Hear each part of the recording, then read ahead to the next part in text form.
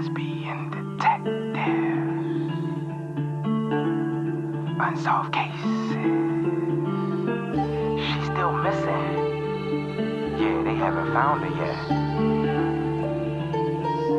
Well, let's talk about it. They say he vanished without a trace.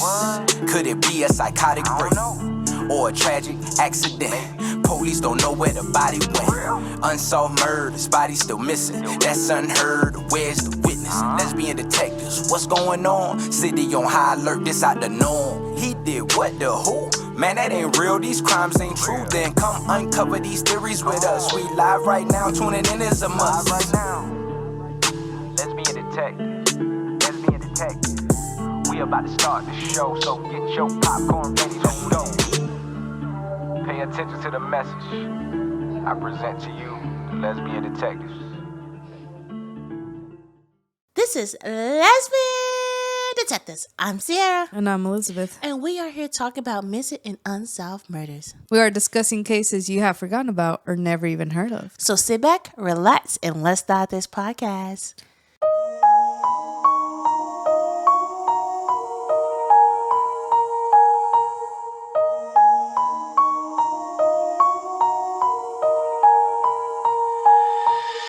Welcome back, everybody.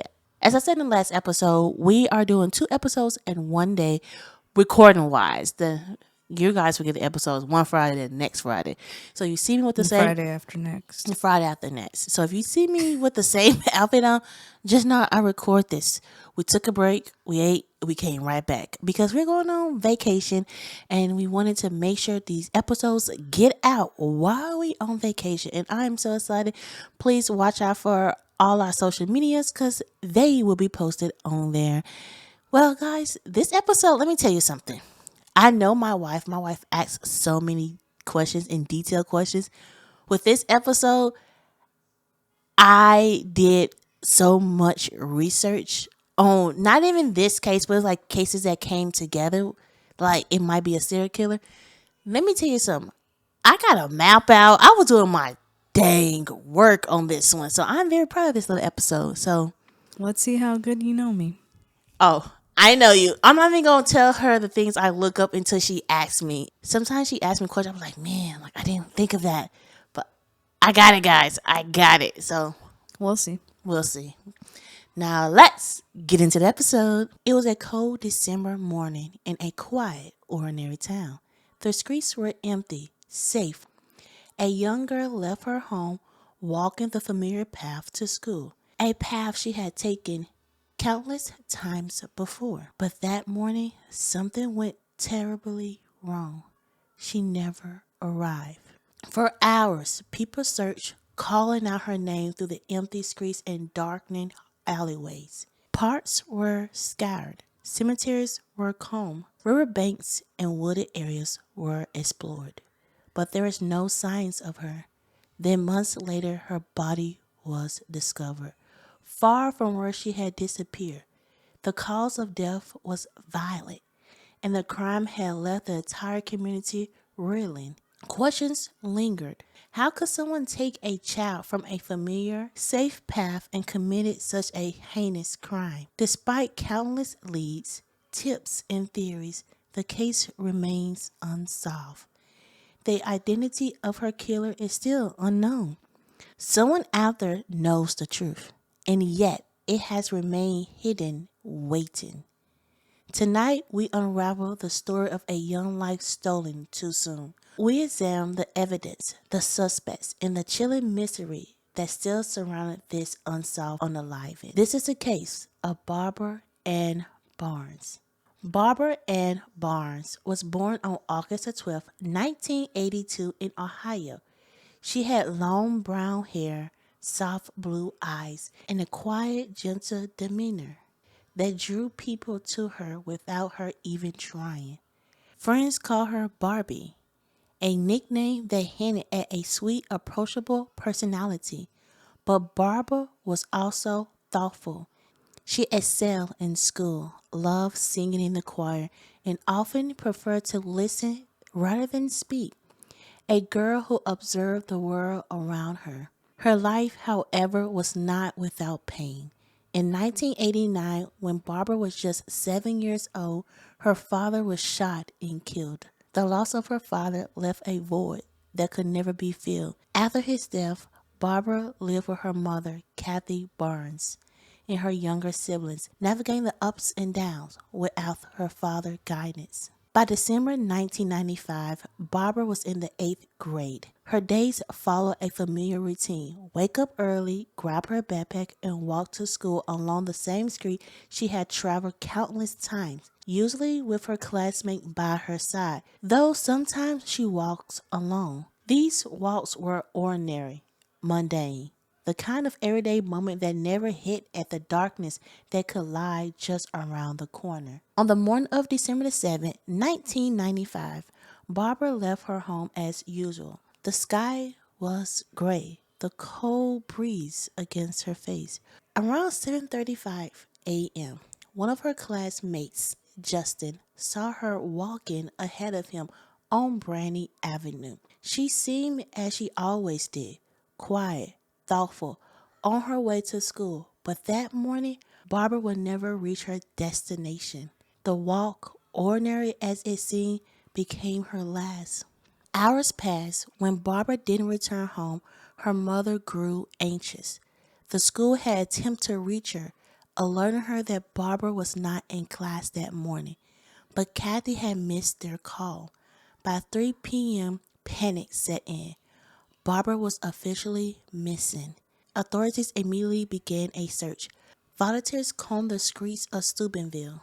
Police and family members checked parks, cemeteries, riverbanks, and wooded areas near where Barbara had been last seen.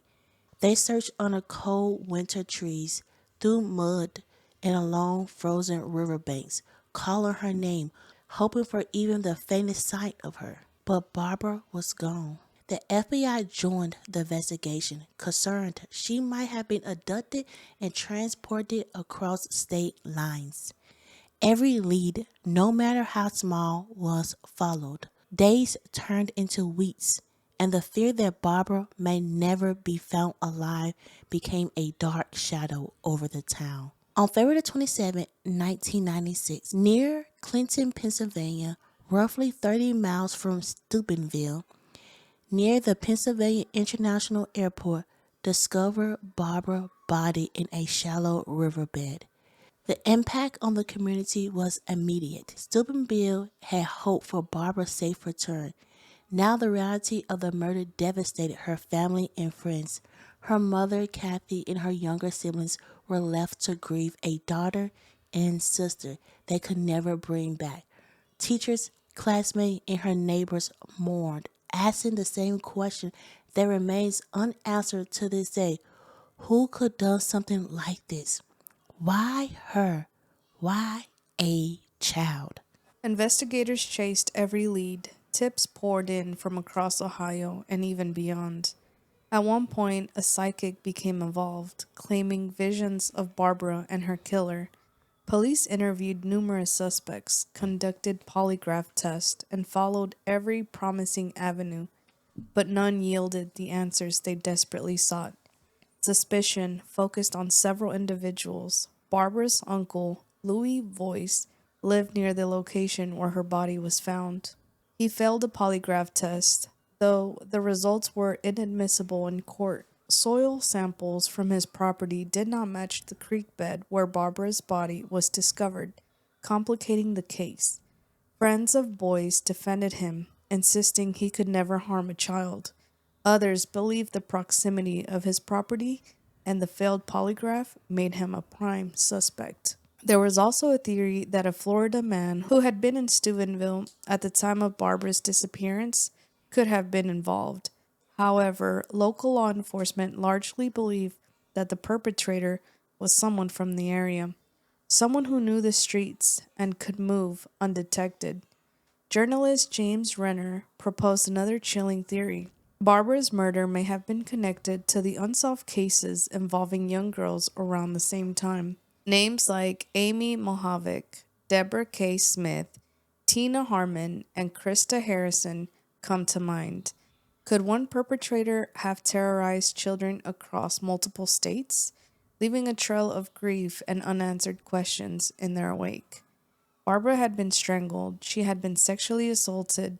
The water had partially washed away the mud covering her body, leaving the surveyors stunned and horrified. What began as a missing person case became a homicide investigation overnight. Despite decades passing, the investigation continues. Officers and detectives revisit all leads, re examine evidence, and hope that someone, anyone, will come forward with the missing piece of the puzzle. Officer Villanagma, who worked the case closely, reflected on the horror of what happened. I can't think of another crime that's more horrendous than to do something to a child like that. If you can do what they did to that kid, you can do anything to anybody.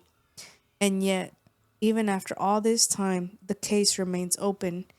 Villagma added, everyone that's involved in this case is 99.9% sure who the perpetrator is, but they just can't get that one thing to lock the door on the case. Somebody knows something. Barbara Barnes was only 13. She had a bright mind, a gentle soul, and a life that was cruelly taken before it had a chance to blossom. Her story reminds us that even in small towns, seemingly safe and ordinary, darkness can hide just beneath the surface, and it reminds us that the search for justice must never end. If you have any information regarding Barbara Barnes' case, please contact the Steubenville Police Department or the Jefferson County Sheriff's Office. Someone out there knows something, and Barbara deserves justice. Remember Barbara, remember her life, remember her story. Because even decades later, the search for truth continues, and one day, justice may finally be served. Before we end this case, let's remember the young girl that lost her life, Barbara Barnes. She was only 13 years old, a bright, gentle girl whose life was stolen far too soon. She had long brown hair, soft blue eyes, and a quiet spirit that touched those around her. She loved school, singing in the choir, and spending time with her family. Her murder remained unsolved, and the questions lingered. Who took her? Why? And why had justice been so elusive? We remember Barbara not just as a victim, but as a girl full of potential, hope, and life. And we remember the other young girls whose names echo in connection to the case. Amy Mohovic, Deborah K. Smith, Tina Harmon, and Krista Harrison. Each one a reminder of the fragility of life and the importance of never giving up in the search for truth. Somebody knows something. If you do, speak up. Barbara Barnes and all the young girls whose lives were cut short deserve justice, and they deserve to be remembered. Remember them, honor them, and never forget. This is the case of Barbara Barnes. Now let's get into some theories. Theories. Let's get into some theories. Let's get into some theories. Everyone is a suspect until proven guilty. Let's get into some theories. Lesbian detectives. What type of thoughts you thinking? What theories running through your mind? I'm thinking all types of suspicion. Uncover the truth, what we can find. Witness say they saw somebody creeping out the back door. What you think they did it for? That's so crazy, I'm not sure. They found a car, where could she be? Here go another puzzle piece. Researching through your history. It's plenty unsolved mysteries. Everyone is a suspect until proven guilty. Let's get into some theories, yeah. Let's get into some theories. Let's get into some theories. Everyone is a suspect until proven guilty. Let's get into some theories. Lesbian detectives. You or me? Good. So if you watch on YouTube, you see that my computer is still out because I took a lot of notes and I did a lot of research. So in case my wife have the questions that I know she might have, I have them already on deck. So with this case, it's hard. I don't think it's her uncle. I do think it's a stranger. I think time she turned that corner, somebody snatched her. They said it takes 0.5 seconds to kidnap somebody. And I think this is somebody that have done this so many times. To me, if her uncle drove 30 miles to kidnap her and unalive her and essay her, and he's not going to drop her off close by his house. He did all that work just to get caught like that. To me, he's going to drop her off somewhere close to the house. Because that makes no sense to me. I don't think it's her uncle. I do think it's a serial killer. It's a lot of, around that time, it was so many young girls getting taken left and right. It was ridiculous. That these kids was like, most of them was walking home from school or to school, getting kidnapped, like out of nowhere. So, I think it was a serial killer. So I want to know how they're tying her case to the other 4 girls. Like, what similar? So I'm glad you asked because I felt like it was going to ask me. So I did my research and I looked up each case. I wanted to know what year there was, like the year, the month, and their age that they went missing. How far was it from each other person where they stayed at? So the first victim on the list was Tina. She was 10 years old. She went missing October the 29th through the 30th, 1981. Lodi, Ohio.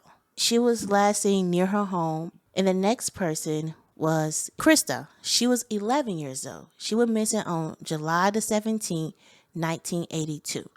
But from where she was taken from and was from Tina was taken from was actually, yeah, I did the math, 65 miles apart. So when I see that, I think of a truck driver. And also, these girls are almost the same age. The only person who was slightly different was Barbara. Barbara was 13. The other ones were like 10 and 11. So you have, next person is Debbie. She went missing on June the 25th, 1983. Between her and Krista, it was 35 miles apart. It's all in Ohio? All in Ohio. All in Ohio. So to me, I have friends and family members that are truck drivers. They will have that same route. Like my uncle-in-law, he stays in Tennessee. He would do like, the farthest he would do is like 50 miles away. And Amy, she was 10. October the 27th, 1989, that's when she went missing. And from her and Deborah was 125 miles apart. So that's a big, distance. Then Barbara, she was 13. December the 7th, 1995. And that was 110 miles between her and Amy. I have done so much research about pedos, and they have an age. They have age, and they have girls or boys that they like to look at. Basically, they have like, if they have brown hair and blue eyes, or brown hair and brown eyes, they have a type. So, and they also have an age. Sometimes it's like 10 or 12. They won't go off the age. The age is very important to them, weirdos. But I don't see Barbara fitting that. I don't see it. Well, maybe she looked like a 10, 11-year-old. She just happened to be 13. I can kind of see that a little bit. But one thing I noticed, they all had brown hair. Amy had brown hair, but she had like kind of like a little blondish in it a little bit. But it seemed like she kind of dyed it. The first 3 victims, Tina, Christy, and Debbie. Those 3 victims, I can kind of see being unalived by the same person. But Amy and Barbara, I don't see them together with the other ones. A lot of people put those girls together like, okay, probably the same person. But for some reason, I don't see it. Probably the distance, but I'm like, if he's a truck driver and he have this route, but for some reason, I just don't see those last 2 with the top 3. I don't. And I have done a lot of research trying to see if I can see anything, but I really don't. I mean, Barbara was older than them. She lived not the farthest, but I don't know, she just didn't flow to me a little bit. I do think the other threes might been, the other 3 might been unalive by the same person, probably a serial killer. I do think that. I think it was a truck driver. But Barbara, I don't see her matching. And a lot of people do add her case to these girls. They do say, hey, what if was killed by the same person? I don't see it personally. I understand why people put their cases together. Same time period. But it was hard because the last person, Amy, was unalive and taken in 1989. Then Barbara was in 1995. That's a Big break. big break. I mean, he could have been in jail. We don't know. He could have been in jail. That's why it was a break. Or he lost his job. That's why, because I'm saying if he was a truck driver, he wouldn't be on the road. But to me, I do think the person who unalived Barbara was a stranger to her. I think this person might have done this many, many times before. Do I think she goes with these girls? No, I don't. Probably the age, the distance, I don't. But I do think she was killed by a serial killer, but not with these other girls. That's what I mean, I don't know for sure. I don't know. I'm not a police officer, not detectives, but doing the research and looking at the other girls and their ages, I don't see it. What do you think? Honestly, I don't have so much information. I do see how they think they're linked because of the hair type and the proximity. But other than that, I don't have too much information. The boy that was seeing her walk to school, if he could have seen if she got in a car or if she took the wrong turn or something. But no, he just said that he saw her walking towards school. There was no other clue to hint at what happened. Some of the other cases that we've done, we've seen like a man or, somebody, a type of vehicle, but we don't have anything. I mean, there's a lot of cases out there though. And that's hard because so many cases have no information. I felt like the boy, I wonder if it's been so long, but if he can talk to the police and really describe that day. Like, I wish the police really talked to him because he was the last person to see her. Like, I watch a lot of crime shows, and sometimes when they talk to the last person that saw the victim, they will really like make that person like think of like the sounds they heard, the move. They will really question them, like make them picture everything, like even the smallest itty bitty thing they would have asked. Yeah, I saw an experiment though, but the human mind is very, Tricky. yes. So even after minutes, like you don't exactly remember everything, and you miss a lot of things when you're not looking for them. So And he was a kid, so yeah, like, what if they drove past? He didn't even notice. all of these victims were also essayed. Were they like tortured the same way or tied up? Like they had, if it is a serial killer, they have like a certain way that they like to do stuff.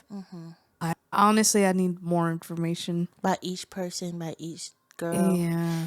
I just the first thing I said, like I see him, but Amy, they don't put her with the other girls. They say like it's somebody else. So that's what I'm saying. Like I don't see her with them. And then were they all abducted while they were going to school, or were they abducted at a park, like They was all going like leaving their house. by themselves? During Barbara case, I learned about these 3 other girls, and I'm like, oh my god, they so similar in so many ways. And seeing like, okay, could it be killed by the same person? I really want to sit down, like go through articles, go through newspapers, and see if I'm not a police officer, but see if I can see any type of Relevance, Yes. or how they're linked. Yes, like it's gonna take me a while, but that case will be coming soon. It's gonna be they're probably gonna be like a part 1, part 2 episode because it's gonna be a long one. But that case will come soon. Like Amy, I don't, like I said, Amy and Barbara, I don't see them, but those 3 for some reason I do see. I really do for some reason, and like that case is calling me right now, so it's gonna be probably after the New Year's because we have so many vacations. But yeah, Barbara, I don't know. I think it's a stranger. I remember so many, like, my mom used to tell me about stranger danger. She like, you can turn that corner and somebody could be waiting right there at that corner for you and could easily snatch you. And I feel like with cases like that, I would feel like it's 2 people because somebody have to drive and somebody have to snatch and hold the girl down. So Unless they use some substance to put them to sleep. Yeah, but that's a busy morning. Like a lot of kids walk into school, like that's what I'm saying. It has to be quick. It has to be a quick action. And for somebody to take her so fast, because you got little Justin walking. Like he's not that far behind. I mean, I've seen a lot of soap operas, and they would get, I don't know if it's alcohol or something. Yeah, I know and what they you're get a talking about. rag, and then they just Yeah. wait till they pass out type thing. So doesn't necessarily take two people. I could understand if they abducted her for, human trafficking, but then they wouldn't have really found her body that soon. Yeah, and I wonder what's the FBI thing, because for the FBI to come and say, "Hey, we think they crossed state line," they knew something. I thought the FBI was holding something back. For them to come and say, "Yeah, she probably crossed state lines," what she kind of did. So it's like, why would you think that? Like, what made did you see this case again? Like, is it another little girl that's similar to her, or was it the same way she was?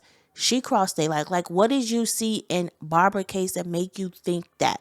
I mean, it's a possibility, but for you to come and say like, yeah, this happened, I wonder what their thinking process was. Yeah.